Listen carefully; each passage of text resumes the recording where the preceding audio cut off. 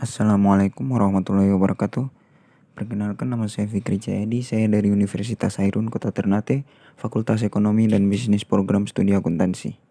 Jadi ini merupakan ujian tengah semester kami pada mata kuliah pengantar ilmu ekonomi. Di sini saya akan menjelaskan materi tentang penawaran. Ada beberapa hal yang perlu kita ketahui tentang penawaran, yaitu yang pertama, pengertian penawaran, jenis-jenis penawaran, faktor-faktor yang mempengaruhi penawaran, hukum penawaran, kurva penawaran, dan fungsi penawaran. Yang pertama yaitu pengertian penawaran.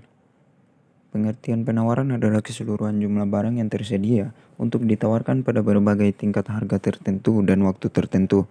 Penawaran secara harfiah adalah perilaku seseorang untuk menawarkan barang atau jasa kepada orang lainnya.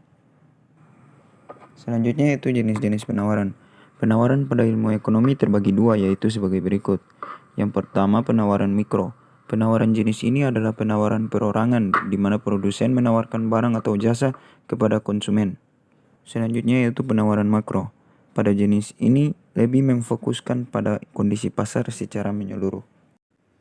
Selanjutnya yaitu faktor-faktor yang mempengaruhi penawaran. Yang pertama yaitu harga barang itu sendiri. Apabila harga suatu barang naik, produsen akan menaikkan jumlah barang yang dihasilkannya. Hal ini akan membawa kita pada hukum penawaran yang menjelaskan hubungan antara jumlah barang yang ditawarkan dengan harga barang tersebut. Yang kedua yaitu harga barang lain yang terkait. Harga barang lain yang terkait maksudnya ialah harga barang substitusi dan harga barang komplementer. Apabila harga barang substitusi naik, penawaran suatu barang akan bertambah. Begitu juga sebaliknya, sementara jika harga barang komplementer naik, penawaran akan suatu barang akan berkurang. Selanjutnya itu harga faktor produksi.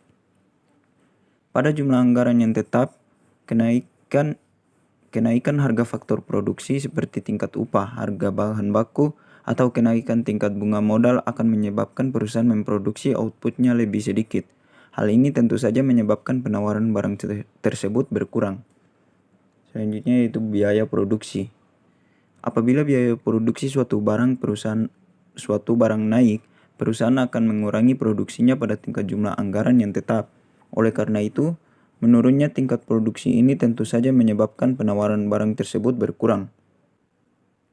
Selanjutnya, teknologi produksi.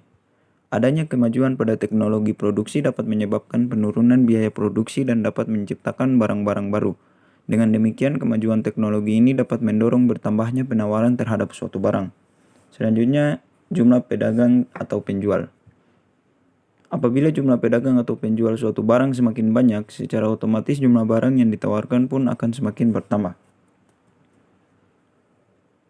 Hukum penawaran. Hukum penawaran pun menunjukkan hubungan antara tingkat harga dengan jumlah barang. Hanya saja yang dimaksud dengan jumlah barang di sini ialah jumlah barang yang ditawarkan. Jika harga suatu barang naik, jumlah barang yang ditawarkan akan naik. Begitu juga sebaliknya, jika harga suatu barang turun, maka jumlah barang yang ditawarkan pun akan turun.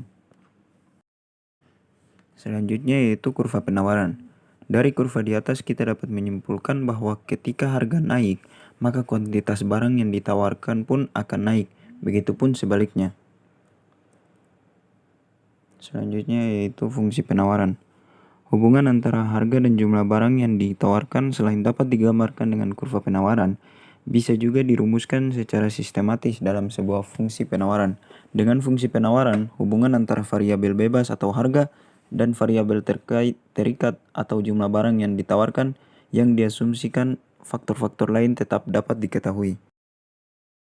Fungsi penawaran juga dapat dirumuskan sebagai berikut, yaitu QS sama dengan min A tambah B P, yaitu dimana QS sama dengan jumlah barang yang ditawarkan, P sama dengan harga barang per unit, A sama dengan konstanta, dan B sama dengan koefisien.